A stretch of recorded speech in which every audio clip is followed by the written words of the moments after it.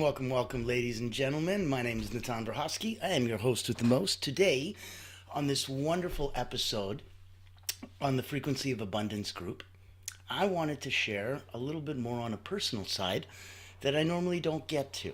And so we talk a lot about mental training, focus, concentration. We talk a lot about different marketing and tactics and psychology and philosophies.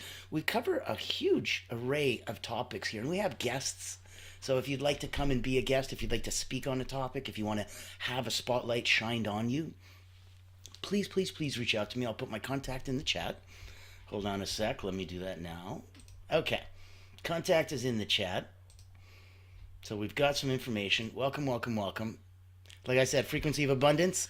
We are here 7 days a week, so Monday to Friday, 10 a.m. Eastern. Today is Triumphant Thursdays. We even have a little bit on the weekends, Saturdays and Sundays. I let you sleep in a bit.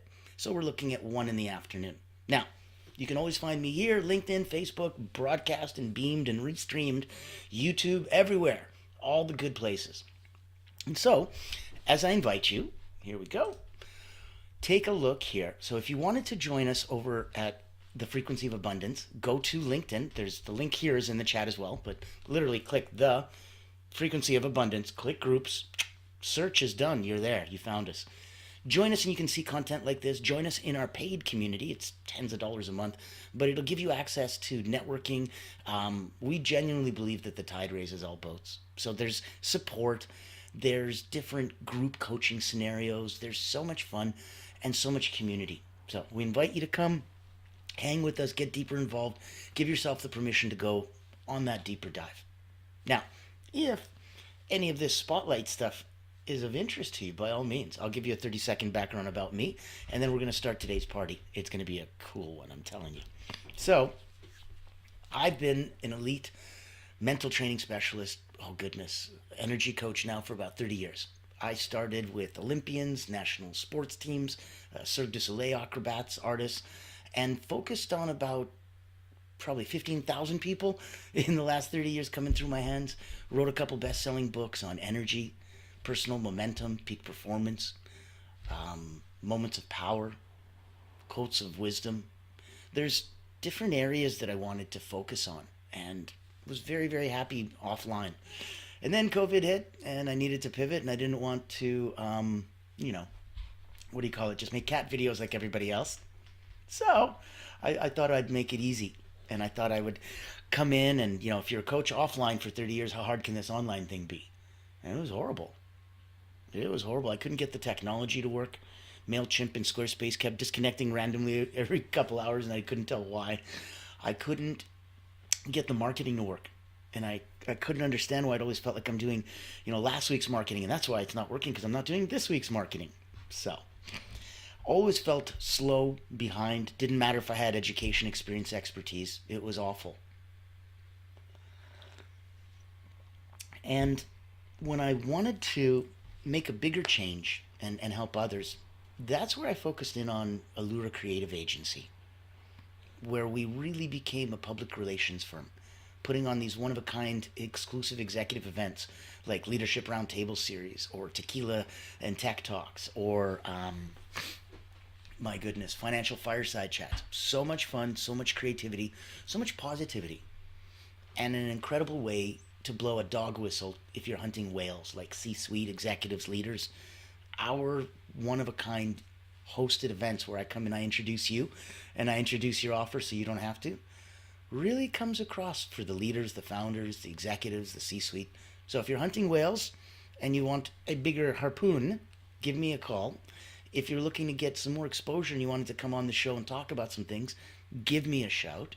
And without further ado, let's get this incredible Triumphant Thursday started. Today's topic, the journey from martial arts to mental mastery.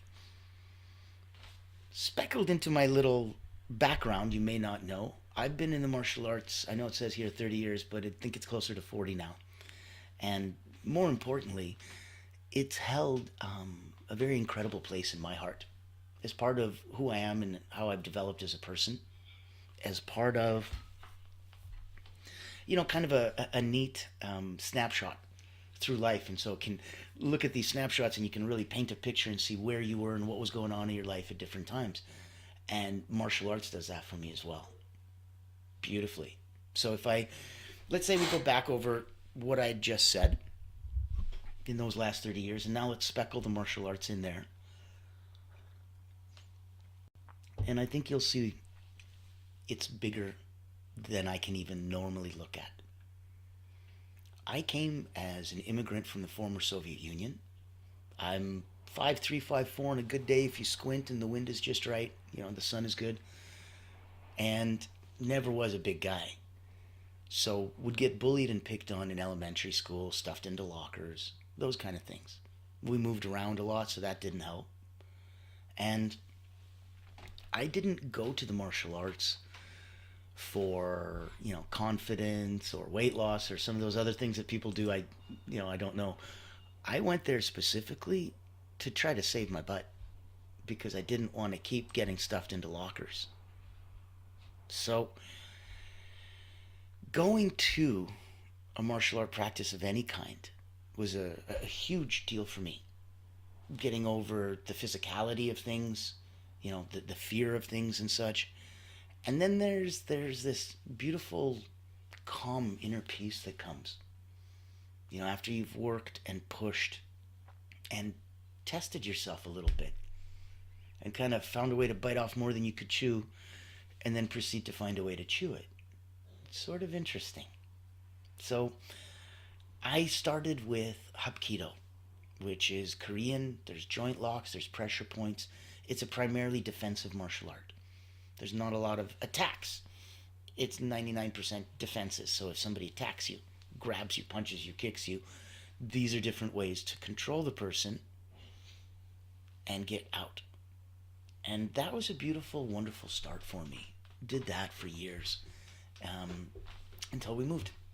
And that was kind of the theme, that I didn't pick the martial arts. I went through Hapkido, Taekwondo, Muay Thai, Kurokai Kung Fu, Sistema, and then the last few years was Iaido, the Japanese art of drawing the sword. So in the range of that, and now I'm turning 51 in a couple of weeks for my birthday. So we've got a window of more than 40 years in there with half a dozen different martial arts. And the journey of the first one, which got me out of getting grabbed and manhandled and held and being able to defend myself and get out of those situations, really, really helped from that elementary school. Then went into the Taekwondo. And Taekwondo was neat because it was much more aggressive and much more overt and much more action-packed, yet there was no contact. And so I kind of missed the contact that I had, the grabbing and the flipping and the very physicality of the Hapkido. And Taekwondo didn't have it, and yet both are Korean martial arts.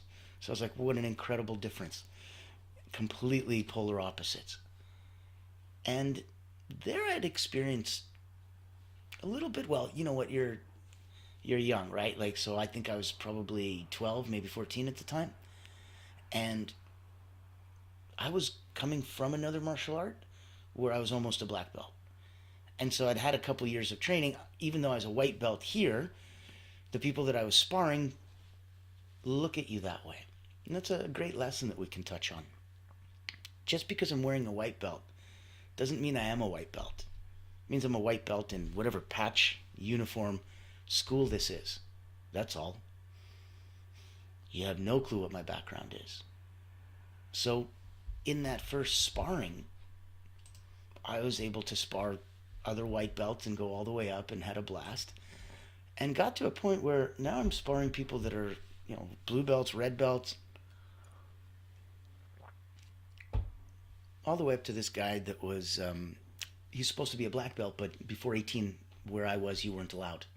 So he was red, black stripe and 17 years old and holding on to it until he turned. And it bothered him that he couldn't hit me cleanly. And so I'd always be either moving or dodging or just defensively being able to protect myself, because that's the last couple of years of training where I'd come from. And when he got frustrated, he jumped up, did this high kick, caught me right in the throat, sent me back. And I'm just on the ground. And I couldn't breathe, and stars are spinning in my eyes and stuff. And that was a first. And it was wow. You know, and out of the corner of my eye, I could see there was the instructor, the head sensei, just grabbing that guy and giving him absolute shit. Like, what is wrong with you? Number one, the guy's a white belt. Number two, he's a new student. Number three, you're supposed to have decorum, and you're supposed to have a certain semblance of somebody who's right about to become a black belt. Black belt is not a, let's define it in that sense. So black belt in some martial arts is the beginning, in the sense that until this point, your teacher, your sensei, your master, he can't teach you the good stuff. He can't teach you the cool stuff, because he's nervous that you're going to try to, kick somebody in the head and fall down and hurt yourself. So if you can't do the basics, which is what your black belt signifies, congrats, you've learned the basics well, and all of them. So that'll take a minute, but that's what it signifies. And now, as the levels increase, it gets to mean something else. So there's a honing, there's a beautiful extra facet to the diamond that you get to see as you keep scaling up. At the same time, conceptually, something else happens and changes for you as well. In Canada, we had it that basically when you became a black belt, it also signified that whatever martial art or school you were in, you now, if your sensei approved, had permission to go and open your own school. All you needed was that first degree black belt, and you could go and open your own school in the same tradition. But wouldn't that be interesting? And so now it became all of a sudden a business opportunity and things. So I see all of this when I'm, a teenager, and it kind of goes over me, but at the same time kind of still stuck. And I was just like, interesting. And then moved from Taekwondo, where I was now starting to get better in understanding distancing and pacing and speed and the rhythm of the fight.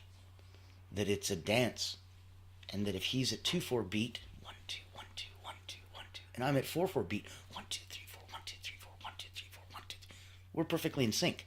All of our movements are absolutely gonna counter block each other. We're gonna look like a really good or really bad choreographed fight movie. But if I can catch that he's in 2-4, 1 2 1 2 1 2, and I can switch my fighting to 3-4, 1 2 3 1 2 3 1 2 3 1 2, I'll hit him every time. Because the second he twitches, I've already hit him. Not because I'm faster, but because I understand his timing. The same way when a windmill spins around, you can jump through, crazy as it sounds, once you understand the timing. So there's that sense inside there. And there's a huge gap between that physical and that mental discipline to be able to go through that. There's so much. There's a mindset that'll give you an insight for personal growth, but it's very difficult to be aware of said mindset while experiencing it at the same time. Like, you're sitting there meditating, and I remember I was in Hapkido, and we would kneel, and we'd put our knuckles on our knees, and we'd close our eyes, and we'd breathe through our nose, in, out through the mouth. My sensei said, listen, I don't care if a bee comes by and stings you on the nose. You don't move. You don't blink. You don't breathe differently. I thought that was so cool. I was really happy it never happened, but I thought that was so cool. And it put the severity into it. I remember when I came, and I'm coming as a teenager, to martial art class and stuff, and so, you're at home, your mom's like, hey, go clean your room, or go wash the floor, or maybe go do something.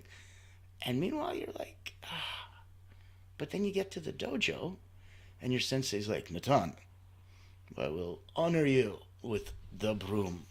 You may now sweep the floor. And you're like, oh! And it's this incredible moment. It means so much respect.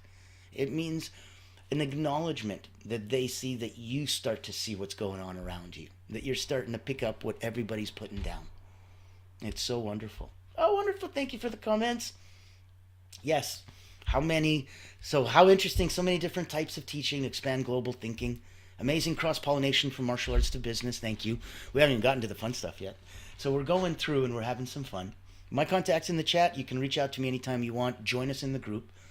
And where we're coming from now is now we're going from the ability to go, hey, how is it that my perception of sweeping the dojo is different than my perception of sweeping my kitchen at home? Why do I go woohoo for one as a privilege and an honor that other people would fight me for at the dojo compared to at home nobody wants to? Why? There's a different sense of ownership when you know that everything around you is yours. And if you're going to bend over and pick up that piece of dirt, it's only for you as a benefit. It's not for others, it's for you. And this is yours. So wouldn't you want to pick up that piece of dirt? Wouldn't you want to look around? And there's that connotation that somebody understands that you're a serious person. You understand the severity of what's going on around you. This is martial. Martial means death.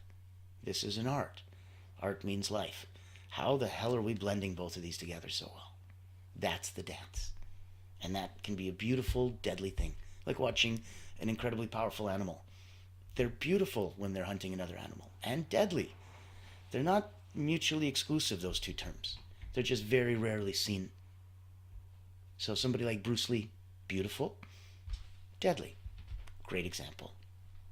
Now we're looking at a little bit further on down the road, and now I'm starting to leave Taekwondo because we moved again. You're catching the theme here. And now it's time to go tough guy stuff. The only place close enough to me, because that is the underlying reason why, if your parents aren't going to drive you, and you don't have time to take the bus and this and that because you still got homework and chores and, then it's not going to make it. In between all of this, I was a concert pianist when I was 12. I won the Aquinas Music Festival. I had students when I was 14 in my own private music school. I also was involved in things that's on my mom's side. She's a concert pianist. On my dad's side, I was involved in sports. So I was at a provincial level power tumbler and working on competitions and going and touring around and, like doing all of that, the drive 6 hours, go to a compete, come back. And those incredible moments in there. I remember I was second place in all of Alberta and only needed a couple more points to win to separate me and the other guy who was in first. And there was one meet left and we drove like 6 hours to get there. And I got injured in warm-up. There's a track that you're tumbling on and it's wide enough, but as you're going back handsprings and flips and turns and stuff, it's hard to keep track of those lines on the ground and correct yourself in midair because it's not something you can tell yourself. When you're doing a back handspring and you're jumping from your feet to your hands, pushing off your hands and your feet, all that happens in under 2 seconds. The more of them you do, the faster that happens, so that now it starts happening in under 1 second. When you're going head, toe, head, toe, head, toe, that quickly, what time do you have to give yourself instructions? And, pretend we slowed it down for you. What instructions would you give? You can't be coach and athlete at the same time. It doesn't work. So in that, all I was able to do was listen. And I was listening to the hands, feet, ba-boom, ba-boom, ba-boom, ba-boom, ba-boom, ba-boom. And in my mind, all I tried to do was just pick one word, either faster or slower. And my body would figure out what to do. So if I needed to go faster, it'd go faster because I didn't have enough speed to do the big twisty flippy thing at the end. If I felt like, oh shit, I'm going to run out of road, I need to slow down until I felt slow enough that I could actually consciously now be aware when to stop. It's neat the things that you can do when you allow yourself. So between the high level piano, between the high level power tumbler, those aspects were also going on, which is why I was busy enough that I didn't have time to go find the martial arts school of my dreams somewhere, convince my parents or take the bus to go there. Just didn't work out. So in my life, whatever was available was what was available. And to me, every art was beautiful. I never judged the art by the instructor. Some could be good instructors, some could be good people, some not. I look at the beauty in the art for itself. And then selfishly, is it something that turns me on? Do I like it? Is that exciting? Is that something you want to try to one day spend a lot of time and energy to be able to do? If it doesn't, then don't. Wrong art. Pick another art. Pick an art that does do that for you. That does go, wow, I want to spend years to do this so that I can one day do that. That's cool. Perfect. When I left Taekwondo and we moved, and the next place was Muay Thai, Thai boxing.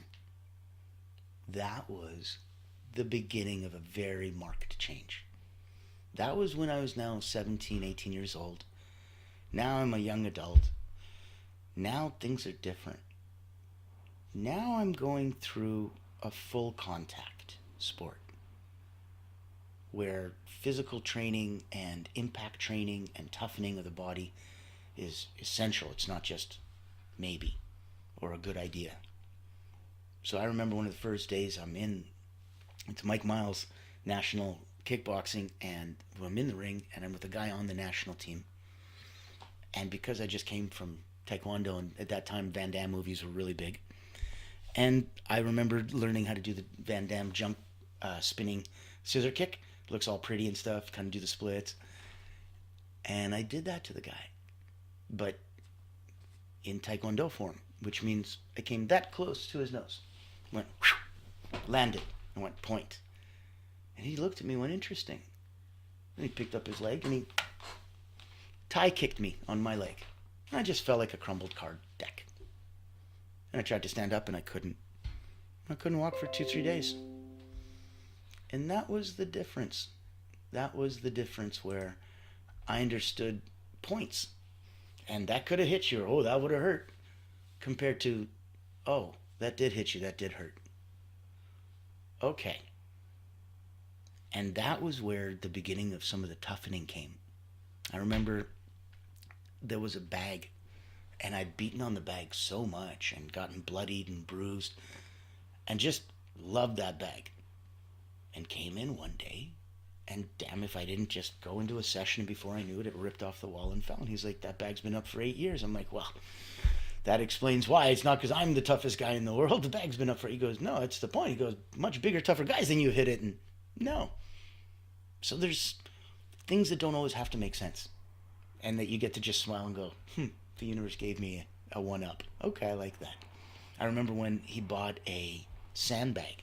If you don't know what a sandbag is, it's about this round, and it's about 9 feet tall. Just head to toe leather filled with sand. You guessed it. Well, the lower down you go, the harder it is. At the top, it's almost soft. The bottom, it genuinely feels like you're hitting concrete. And you'd hit it and you'd bruise yourself immediately. And that's what we use to kick and practice with our shins. Until eventually you stop bruising. Until eventually now you start bending that bag.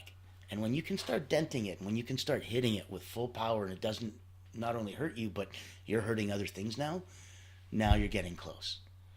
And that was right at the time of, again, we're going to put little timelines in the global world of scheme of things.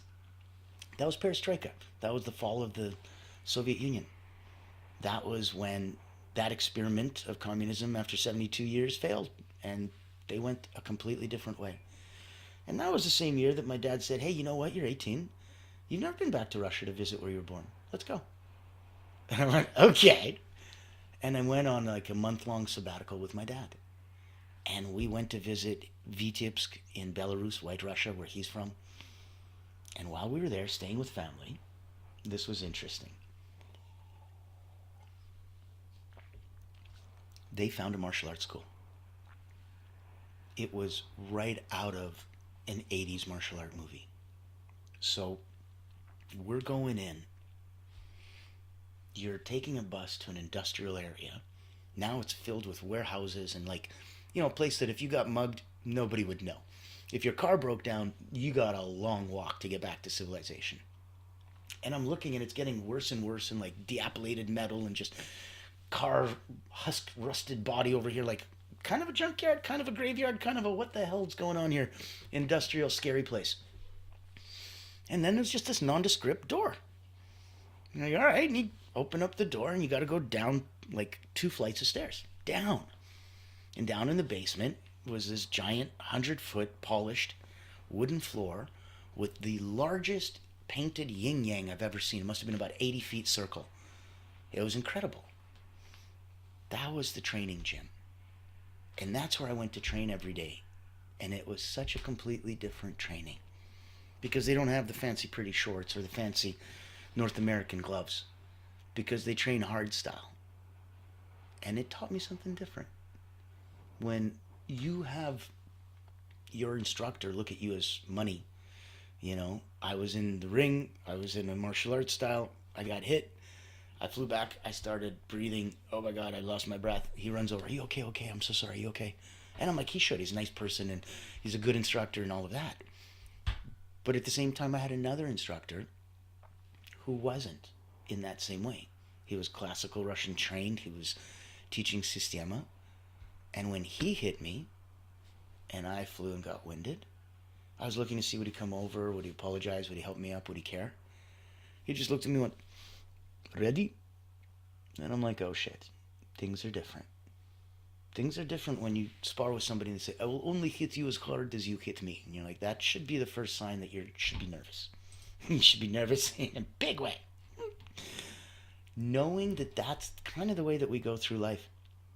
And that every single person that's going through their journey, whether it's a martial art journey, whether you see these milestones and such as turning points, when you're trying to take your philosophy and go beyond the dojo, focus on the resilience, focus on the adaptability, focus on the discipline and the beauty that comes with that. That discipline gives you freedom. I know it sounds crazy, but it does. And look at those core principles. Look at the balance in physicalness and on your life, right? Like the focus, the perseverance. How are they going to translate to mental resilience? When you're practicing staying present in a sparring match so that you don't go, huh? And then get kicked in the head. Think of that in terms of how many times a day that happens to you. And you can improve that mindfulness in everyday situations as if it was a sparring match. I'm going to want you to highlight the importance of humility and learning from those setbacks, because that's where the real lessons come from. Those challenges, those difficulties, those obstacles, where you bite off more than you can chew and then proceed to chew it. And then let's look at some daily rituals. So incorporate small martial art inspired habits, moving in what you would consider a martial arty way. Taking 5 minutes to do some shadow boxing, imitate something you saw in a movie, stretches, moments of meditation. Do some mindfulness in motion, right? Mindfulness in action. So intentional breathing, especially during stressful moments. Goal setting and discipline, but in a martial art way. So focus on achievable progress rather than perfection. The Van Damme spinning heel thing, my splits probably weren't perfect splits. They're probably more like a straddle. That's okay. I'm focusing on progress rather than perfection. This will help with resilience training. So embrace those challenges. They are growth opportunities, just like sparring sessions. So much fun. You get to dance. You're going to be okay. You're going to be fine. It's not like the ultimate aim of martial arts isn't victory or defeat, but in the perfection of character. Your character. This is your daily struggle against you to be a better you. Always. So in that context where I went full circle, and after years, I abused my body through skateboarding and took my left knee and hyperextended it, which means bent it backwards past the good way that it's supposed to stop at 90. And did that about 6 times in the space of 2 years. And so just kind of hanging that ACL on a limb, put the skateboarding aside for a couple minutes. And it also kind of slowed down the martial arts for a couple years. And then it just felt like, I'm terrified to do anything that could hurt that. And that's where I'm going to close today's episode on. Because that was one of the biggest things that I overcame to get to this place. And I think it's the most powerful of all the lessons. Sometimes we got to do that thing that we're scared will hurt us because it'll strengthen us. It'll heal us. It'll help us. It'll make us bigger and better than we ever were. And yet it's the thing we're the most scared of. And I don't mean like, do that thing. Like, I don't want to wake up at 5 in the morning. That scares me. That's not what I mean. I mean in a very physical way. So when I went to Iaido, the Japanese art of drawing the sword, 90% of it is kneeling on hardwood floors, which probably isn't the best thing to do because I couldn't sit in what the Japanese call seiza, when you're sitting in kneeling position. I couldn't sit in seiza for any length of time. 10, 15 seconds I think would hurt. And my knee would just go like, no, we do not like this. But through the space of the next several years, it did like this. And it got stronger. And I no longer was concerned. And I could trust it again. Because I felt that progress, not the perfection. I don't need my knee to be bigger and better than it ever was. I'm not looking for that. I'm looking to be able to enjoy the things I've always wanted to. And martial arts and the mental discipline and the mental mastery and the mental training that comes from that is beautifully incorporated into your business life, into your daily life, into your relationships, into your happiness and health. If you ever want to have that discussion, have a little Greek mountain tea with me, reach out. My contact info's in the chat. Would love to say hi. Join us on LinkedIn. Just type The Frequency of Abundance, click groups, and we're there. Reach out to us if you'd like to be on the show. Reach out if you're a coach, a healer, a specialist, a financial advisor. Maybe you've got an agency of your own. As a marketing agency, we love to collaborate and play. Do a little white label, a little co-brand. Have some fun. It's a beautiful new year. We're on season 2. We are kicking it, baby. And I invite each and every one of you to come and join us.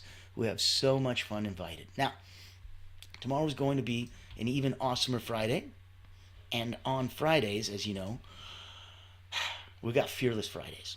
Fearless Fridays are always going to be the one thing that gives us that woomph. We don't end the week on a, softly, quietly. We end it with a bang. So, 10 a.m. Monday to Friday, join us for our captivating talks of the week. And then, on the weekend, chill out, sleep in a bit, relax, and I'll see you at 1 o'clock in the afternoon. Peace be with you and enjoy your mental training and journey from the martial arts or from wherever else you're coming from. See how it reflects and interconnects with the rest of your life. Looking forward to saying